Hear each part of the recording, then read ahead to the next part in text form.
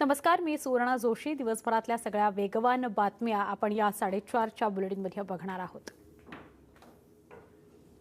मुख्यमंत्री देवेंद्र फडणवीस यांनी मोठं शक्तीप्रदर्शन करत उमेदवारी अर्ज दाखल केला। यावेळी मुख्यमंत्र्यांनी मोठ्या मताधिक्याने विजयी होणार असल्याचा विश्वास व्यक्त केला। मुख्यमंत्र्यांच्या रॅलीमध्ये दिग्गज नेत्यांची फौज पाहायला मिळाली। हा भारतीय जनता पार्टी, शिवसेना, रिपाई आणि आमची जी महायुती आहे, रासप, शिवसंग्राम, या सगळे आमचे जे सोबतचे पक्ष आहेत, रयत क्रांती, अशी एक फार मोठी आम्हाला विजय हा या ठिकाणी प्राप्त होणार आहे। गेल्या 5 वर्षामध्ये या महाराष्ट्रामध्ये जे कार्य आम्ही केलेलं आहे, मला विश्वास आहे की जनतेचा मोठा आशीर्वाद मिळेल। मोदीजींच्या नेतृत्वात देशामध्ये एक प्रचंड मोठी लहर आहे। लोकांना आता मोठा विश्वास भाजपवर आहे आणि म्हणून आमची महायुती विजय होईल हा मला विश्वास वाटतो। उमेदवारी अर्ज भरण्यापूर्वी मुख्यमंत्री देवेंद्र फडणवीस यांनी नितीन गडकरींचे आशीर्वाद घेतले। यावेळी गडकरींच्या घरी त्यांचं औक्षणही करण्यात आले। त्यानंतर गडकरी आणि इतर नेत्यांसह मुख्यमंत्र्यांनी नागपुरातील दक्षिण पश्चिम मतदारसंघातून उमेदवारी अर्ज दाखल केला। अजित पवार यांनीही बारामतीमधून उमेदवारी अर्ज दाखल केला। अर्ज भरण्यापूर्वी बारामतीतून भव्य रॅली काढण्यात आली। बारामती शहरातल्या कसबा परिसरातून पवारांच्या पदयात्रेला सुरुवात झाली। छत्रपती शिवाजी महाराज यांच्या पुतळ्याला हार अर्पण करून यात्रेला सुरुवात झाली। अजित पवार यांच्या पदयात्रेत त्यांचे पुत्र पार्थ आणि जय सुद्धा सहभागी झाले होते।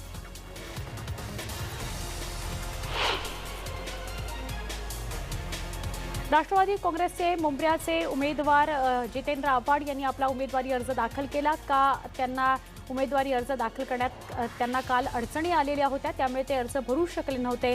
काल शरद पवार हेही जितेंद्र आव्हाडांच्या फॉर्म भरण्यासाठी त्यांच्यासोबत उपस्थित होते। भव्य रॅली काढून काल आव्हाडांनी शक्तीप्रदर्शनही केलं आणि आज आपला उमेदवारी अर्ज दाखल केला। अजित पवार यांनी बारामतीत अर्ज दाखल करण्यासाठी मोठं शक्तीप्रदर्शन केलं। अजित पवार यांच्या रॅलीतील ड्रोन दृश्यांमधून गर्दी पाहायला मिळते आहे। जे बारामतीकर नेहमीच पवारसाहेब असतील, आम्ही लोक असू, अतिशय मनापासून प्रेम करतात। ही अशी त्यांची 5 पर्यंतची 67 सालापासूनची परंपरा आहे आणि ती आजही टिकलेली आहे। त्यांच्या एक जवळीकीचं नातं त्यांचं आणि आमचं निर्माण झालेलं आहे।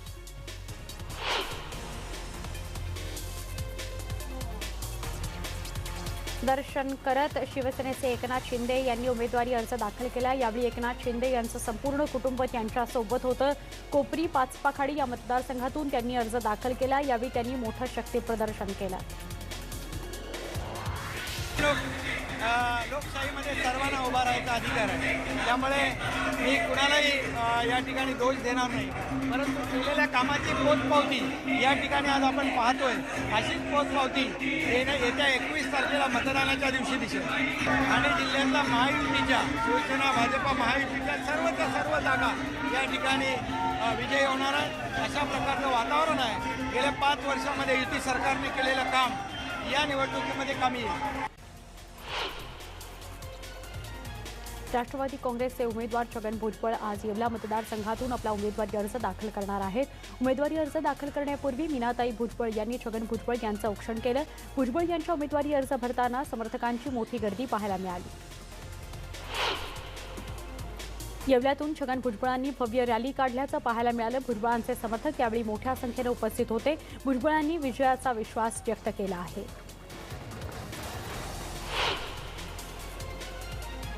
राधाकृष्ण विखे पाटील शिर्डी विधानसभा मतदारसंघातून आपला उमेदवारी अर्ज त्यांनी दाखल केला। भाजप प्रवेशानंतर विखे पाटील पहिल्यांदा निवडणुकीला सामोरे जाणार आहेत। विखे पाटील शिर्डी विधानसभा मतदारसंघातून 7व्यांदा आमदारकीची निवडणूक लढवत आहेत। आज अर्ज भरताना गेल्या वेळचे विरोधी उमेदवार राजेंद्र पिपाडा अनुमोदक म्हणून विखेंसोबत होते। अर्थमंत्री सुधीर मुनगंटीवार यांनी बल्लारपूर मतदारसंघातून आज आपला उमेदवारी अर्ज दाखल केला। बल्लारपूर मतदारसंघातून सलग 3ऱ्यांदा मुनगंटीवार या मतदारसंघात उभे असून शक्तीप्रदर्शन करत त्यांनी रॅलीद्वारे काँग्रेसकडून उमेदवारी देण्यात आली आहे। कोल्हापूरमध्ये ते सध्या शिवसेनेचे विद्यमान आमदार राजेश क्षीरसागर यांच्या विरोधात निवडणूक लढवणार आहेत। मोठं शक्तीप्रदर्शन करत चंद्रकांत जाधव यांनी आपला उमेदवारी अर्ज दाखल केला। अखेर नाशिक पूर्वमधून राहुल ढिकले यांनी भाजपचा उमेदवारी अर्ज दाखल केलेला आहे। मनसेला सोडचिठ्ठी देऊन त्यांनी भाजपत प्रवेश केला। या मतदारसंघाचे विद्यमान भाजप आमदार बाळासाहेब सानप यांना पक्षानं उमेदवारी नाकारून राहुल ढिकले यांना उमेदवारी दिली आहे। त्यामुळे सानप यांनी बंडखोरी केली आहे। राज ठाकरे यांच्याबद्दल मनात आदर राखून मनसे का सोडली हे सार्वजनिकपणे सांगणार नाही, अशी प्रतिक्रिया राहुल ढिकले यांनी दिली आहे। अहमदनगरच्या कर्जत जामखेड मतदारसंघातील उमेदवार पालकमंत्री राम शिंदे यांनी उमेदवारी अर्ज दाखल केला। यावेळी उदयनराजे भोसले आणि गिरीश महाजन यांची उपस्थिती होती।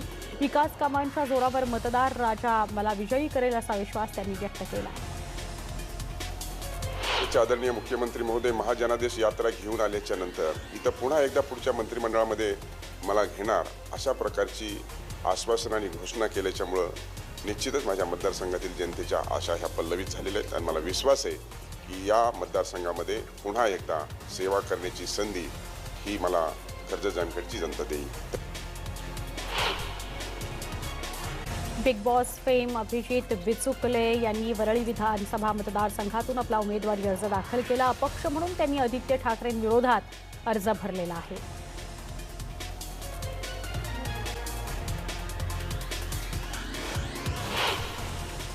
शिवसेना नेते आदित्य ठाकरे यांच्या विरोधात वरळी विधानसभा मतदारसंघातून उभे ठाकलेले आघाडीचे ॲडव्होकेट सुरेश माने यांनी आज उमेदवारी अर्ज दाखल केला।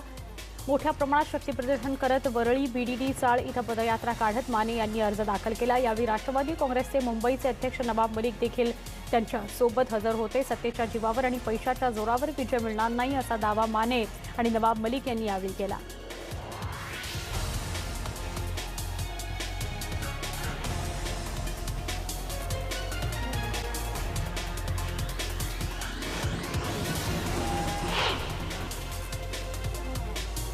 नितेश राणेंना कणकवली मतदारसंघातून उमेदवारी अर्ज त्यांनी भरलेला आहे। जोरदार शक्तीप्रदर्शन करत नितेश राणे यांनी आपला उमेदवारी अर्ज दाखल केला। नितेश राणे यांच्या रॅलीत समर्थकांची मोठी गर्दी पाहायला मिळाली।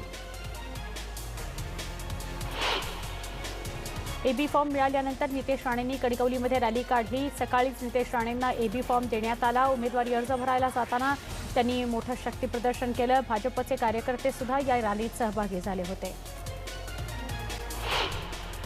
एकनाथ खडसे यांची मुलगी रोहिणी खडसे यांनी मुक्ताईनगरमधून उमेदवारी अर्ज दाखल केला। मुक्ताईनगर तहसील कार्यालयात त्यांनी अर्ज दाखल केला। नाथाभाऊंनी कार्यकर्त्यांना जसं प्रेम दिलं तसं प्रेम देण्याचा प्रयत्न करणार असल्याचं रोहिणी खडसे यांनी सांगितलं। दापोली विधानसभा मतदारसंघातून मंत्री रामदास कदम यांचा मुलगा योगेश कदम यांनी उमेदवारी अर्ज दाखल केला। यावेळी रामदास कदम आवर्जून उपस्थित होते। राज्यात सर्वाधिक मताधिक्यानं योगेश कदम निवडून येतील असा विश्वास यावेळी रामदास कदम यांनी व्यक्त केला। उमेदवारी अर्ज भरताना योगेश कदम यांनी जोरदार शक्तीप्रदर्शन केलं। दापोली हा शिवसेनेचा पारंपरिक बालेकिल्ला आहे, तो आम्ही मिळवणार आणि भगवा फडकवणार असा विश्वास योगेश कदमनी व्यक्त केला। संबंध महाराष्ट्रामध्ये दापोली मतदारसंघातले उमेदवार योगेश कदम हे नंबर 1 निवडून आल्याशिवाय राहणार नाही हा आत्मविश्वास माझ्या मनामध्ये आहे। महाराष्ट्राच्या विधानसभेवरती भगवा फडकल्याशिवाय राहणार नाही हा विश्वास देखील माझ्या मनामध्ये आहे। उस्मानाबादेत तानाजी सावंत यांनी आपला उमेदवारी अर्ज दाखल केला। भूममध्ये शक्तीप्रदर्शन करत त्यांनी उमेदवारी अर्ज दाखल केला। अर्ज दाखल करण्यासाठी जाताना घरी औक्षण करत देवाचं दर्शन त्यांनी घेतलं। भूमपरंडा वाशी या राष्ट्रवादी काँग्रेसकडून 3 टर्म म्हणजे सलग 15 वर्ष आमदार राहिलेले राहुल मोटे आणि डॉक्टर तानाजीराव सावंत यांच्यात ही लढत असणार असून ही रंगतदार होणार यात शंकाच नाही। मावळ विधानसभा मतदारसंघातून राष्ट्रवादी काँग्रेसचे सुनील शेळके यांनी उमेदवारी अर्ज दाखल केला। शेळके यांचा अर्ज भरताना समर्थकांची मोठी गर्दी पाहायला मिळाली। कार्यकर्त्यांना आवरताना पोलिसांची मोठी दमछाक झाल्याचं पाहायला मिळालं।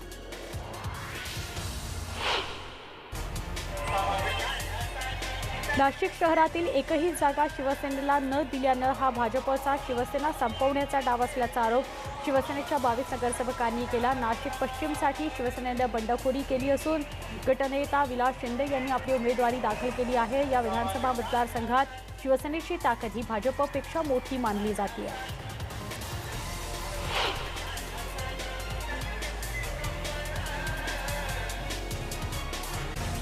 वर्ध्यातील देवळी मतदारसंघातून काँग्रेसचे रणजित कांबळे यांनी उमेदवारी अर्ज दाखल केला। यावेळी कांबळे यांनी भव्य रॅली काढून शक्ती प्रदर्शन केलं। यावेळी त्यांनी विजयाचा विश्वास व्यक्त केला। भारतीय जनता पार्टी, शिवसेना, आरपीआय युतीचे उमेदवार समीर देशमुख यांनी देवळी विधानसभा मतदारसंघातून आपला उमेदवारी अर्ज भरलाय। यावेळी युतीचे दिग्गज उपस्थित होते। तडस लॉन इथून मिरवणूक काढत मोठ्या प्रमाणात शक्ती प्रदर्शन करून नंतर उमेदवारी अर्ज समीर देशमुखांनी दाखल केला। शिवसेनेचे ग्रामविकास राज्यमंत्री दादा भुसे यांनी मालेगाव बाह्य विधानसभा मतदारसंघातून उमेदवारी अर्ज दाखल केला। यावेळी भुसे यांच्या समर्थकांनी भव्य रॅली काढून जोरदार शक्ती प्रदर्शन केलं। रॅलीत शिवसेना, भाजप आणि आरपीआयचे कार्यकर्ते मोठ्या संख्येनं सहभागी झाले होते। अकोल्याच्या बाळापूर विधानसभा मतदारसंघातून राष्ट्रवादी काँग्रेसचे उमेदवार संग्राम गावंडे यांनी उमेदवारी अर्ज दाखल केला। बाळापूर तहसीलवर आपला उमेदवारी अर्ज दाखल करण्यात आला। युवकांच्या रोजगाराचा प्रश्न, शेतकऱ्यांचे प्रश्न घेऊन मी निवडणूक लढवणार आहे असं ते म्हणाले। जळगाव शहर मतदारसंघातील मनसेचे उमेदवार जमील देशपांडे आज आगळ्या वेगळ्या पद्धतीने उमेदवारी अर्ज दाखल करताना बघायला मिळाले। सर्वसाधारणपणे कोणत्याही पक्षाचा उमेदवार शक्ती प्रदर्शन करून अर्ज भरत असतो, परंतु मनसेचे देशपांडे यांनी नागरी समस्या दाखवत उमेदवारी अर्ज दाखल केला। लातूरमध्ये अपक्ष उमेदवारानं उमेदवारी अर्ज दाखल करण्यासाठी डिपॉझिट रक्कम भरण्याकरता चक्क 10 रुपयांची नाणी आणली होती। अपक्ष उमेदवार संतोष साबदे यांनी असं त्यांचं नाव आहे, मात्र त्यांनी डिपॉझिटसाठी आणलेली नाणी घेण्यास नकार देण्यात आला। त्यामुळे अपक्ष उमेदवार त्यांच्या नाण्यामुळे चांगले चर्चेत आले।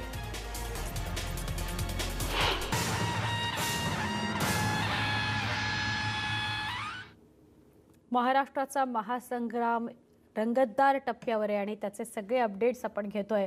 वळूया पुढच्या बातम्यांकडे।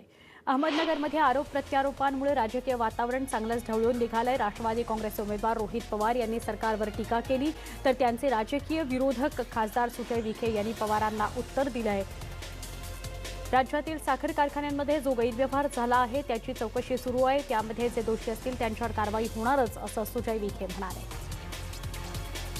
पवार साहेबांना चांगला प्रतिसाद मिळतोय म्हणून बीजेपीच्या सरकारने एक वेगळी तलवार काढली।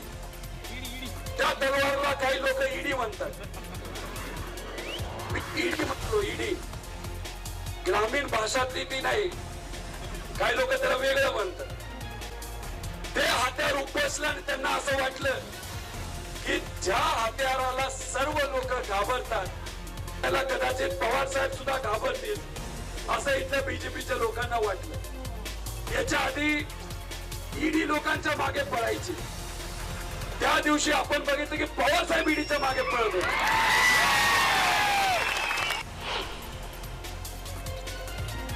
भिवंडी भाजप शहराध्यक्ष संतोष शेट्टी यांनी बंडखोरी करत काँग्रेसमध्ये प्रवेश केला। यानंतर भिवंडी पूर्व विधानसभा काँग्रेसची उमेदवारी संतोष शेट्टी यांना जाहीर करण्यात आली। संतोष शेट्टी यांनी आमचं ठरलंय अशा टोप्या घालून भव्य रॅली काढली आणि शक्ती प्रदर्शन करत उमेदवारी अर्ज दाखल केला।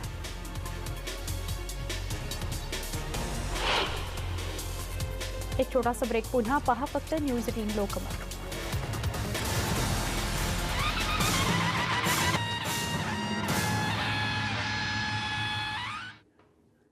बुलेटिनमध्ये पुन्हा एकदा स्वागत। बोरिवली मतदारसंघात विनोद तावडे यांची उमेदवारी डावलल्यानंतर स्थानिक भाजप कार्यकर्ते आक्रमक झाले। इथून विनोद तावडे यांनाच उमेदवारी द्या अन्यथा राजीनामा देऊ असा पवित्रा घेत कार्यकर्त्यांनी खासदार गोपाळ शेट्टी यांच्या ऑफिसला घेराव घातला।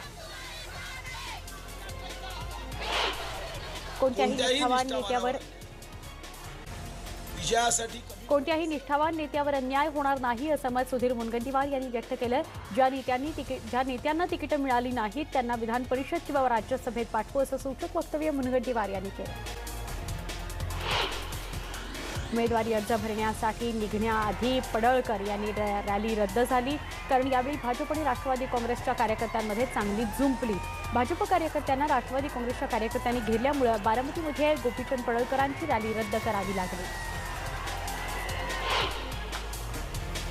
ऐरोली विधानसभा मतदारसंघातून माजी मंत्री गणेश नाईक यांनी शक्ती प्रदर्शन करत आपला उमेदवारी अर्ज दाखल केला। यावेळी महायुतीचे सगळे पदाधिकारी उपस्थित होते। ऐरोली मतदारसंघातील शिवसेनेचे नेते विजय चौगुले, शिवसेनेच्या 20 नगरसेवक आणि अनेक कार्यकर्ते या रॅलीमध्ये सहभागी झाले होते।